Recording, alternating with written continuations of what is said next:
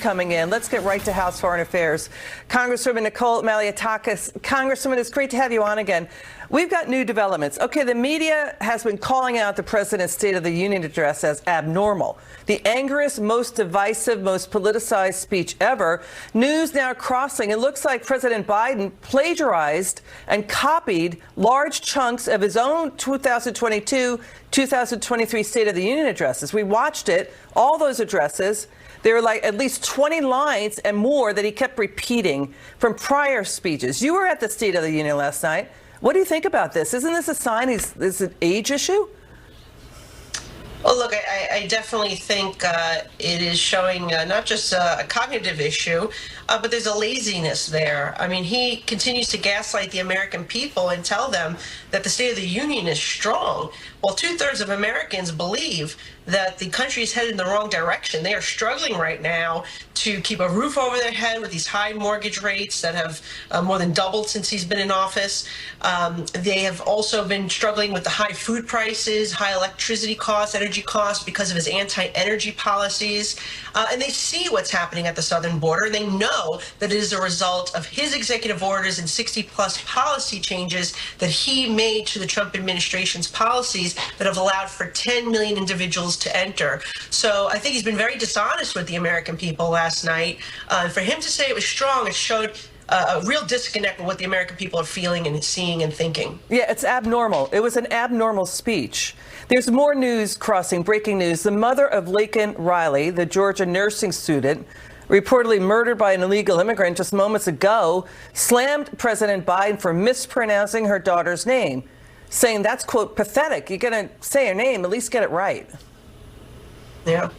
Yeah, it's very sad, and it was preventable, and Americans should be clear in that this would have not happened if it were not for the Biden administration giving parole to her murderer, and for Bill de Blasio's 2014 law in New York City that actually prohibited NYPD from cooperating with ICE. That's why he was on the street and was able to go to Georgia to kill Miss Riley. It is a tragedy. It was preventable. And we're seeing federal, state, and city policies of the Democrats come to a head here. And so when I had an opportunity to speak to the president when he was walking down the aisle, I said to him, Mr. President, you need to secure the border. Americans are dying. And he said he needed authority. I said, you have the authority. You know you have the authority. Use this authority to dismantle the border. Now you need to use that same authority to put it back together. And that is the truth, Liz. If people go look themselves at Title 8, right, immigration nationality law, sections 1182 and 1225. Read it. See what the authorities of the president are. He has the authority right now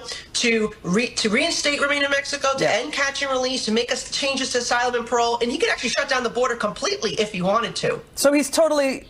It's hard. It's a tough word to say. People are saying he's been lying.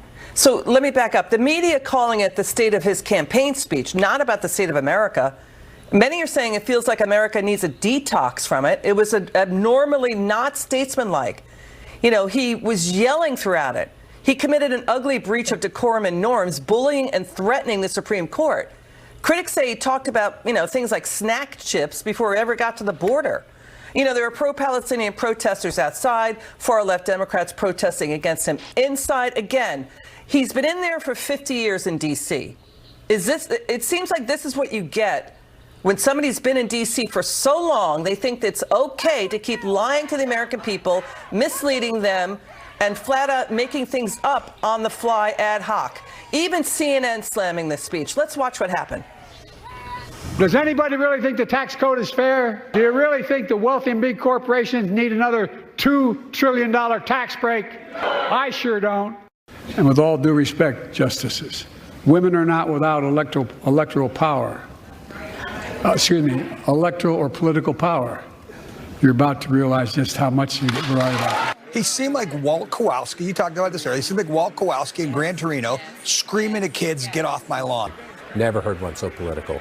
Never heard one that is such a campaign. He was obsessed with his political rival more than he was obsessed with the condition of the American people. This guy lectures us all on unity, the soul of the nation, and he gives the most partisan convention speech in place of a State of the Union that I've ever heard.